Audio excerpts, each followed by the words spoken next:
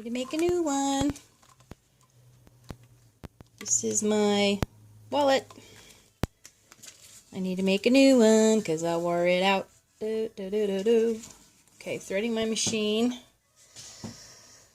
Okay, I'm not going to be talking a lot in this, guys. I'm just going to be sewing. So, I'm going to get my needle threaded.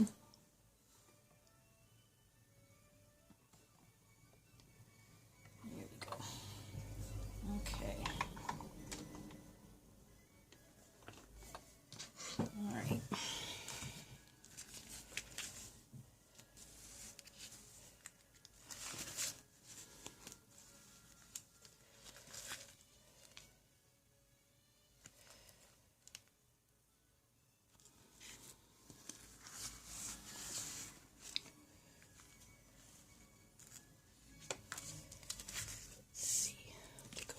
Three times. Like 1, 2, 3 with it closed. So I need it like this long.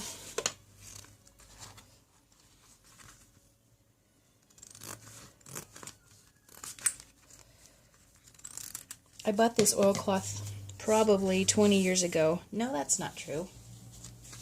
Yeah, it is. I created Dos Chicas handbags with a friend back in Olympia. Her name's Vanessa. She's a writer. Just had her first book published called The Turning Point. Her last name is Torres. It's a good book. I'm still reading it. So see how that tore there? Got a hole there. Oilcloths are really sturdy material, but it does wear out. Eventually, it's not indestructible. So now I'm going to make, let's see, I'm just going to make my pink piece a little thinner.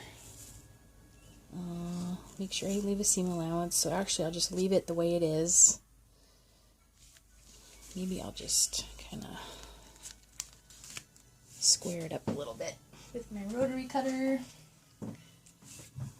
Yeah, so anyway, I made tote bags, I made lunch bags, I made little purses, and I sold them on buyolympia.com for quite a while, several years, many years. And then those guys moved to Portland, and I was going through some really hard stuff at the time, and I just couldn't keep up with production, and I was starting to burn out. You know, when you're your own business owner and you're making and doing everything, it can get really tiring, no lie. And I was on burnout, man, and I was going through a divorce, and so I just kind of stepped away from it, and I gave it up for a while, and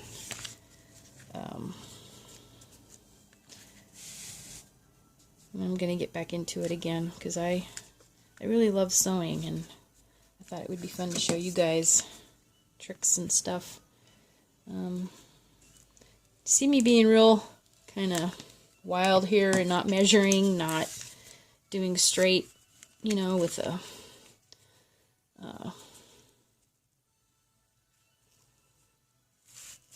I'm trying to say, I'm having a hard time doing this and talk at the same time. Straight edge. I'm just going for it. Probably one of the things I do like about sewing is that I can kind of be freeform with it. I am precise when I feel that it's really necessary, you know, to get measurements and all that good stuff. But I've sewn these bags for such a long time that I don't really need to feel super precise, because it almost gets to be like muscle memory, you know. When you do something over and over and over and over and you do it 1,000 times, you kind of get it in your memory. Okay, so this is my long piece. I'm hoping I did this right. And then that's going to be the flap on the inside, because I do one layer on the bottom part. That's hard to see. And then this will be the blue part here, like this. Okay, so let me see if I gave myself enough. If I fold this over, oh yeah, that's plenty. Let me see here. Yep, okay, we're in good shape. Oh, and then the other thing I need to do is make a little strap to put the, fold the lid into, so I'll get to that point. Okay, I'm just going to start sewing. Right sides together. Fabric always has a right side and a wrong side, which basically means outside, inside, right?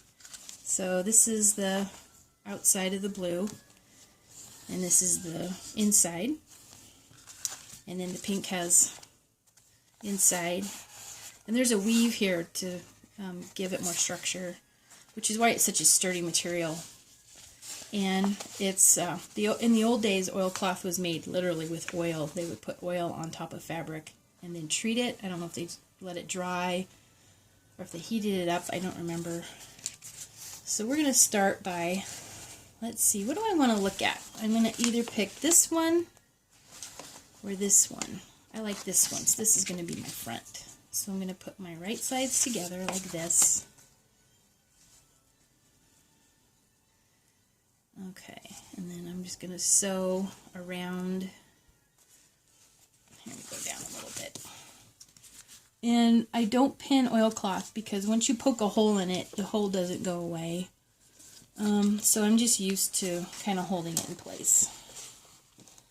Alrighty. Oh, you know what? I should start this way. Like this. I'm going to do a little bit of a back stitch. Give myself a little bit of a seam allowance. Get my pedal going. Here we go. Oh, and I got the wrong stitch. I don't want a zigzag. Okay, let me straighten this out. Why do I have a zigzag?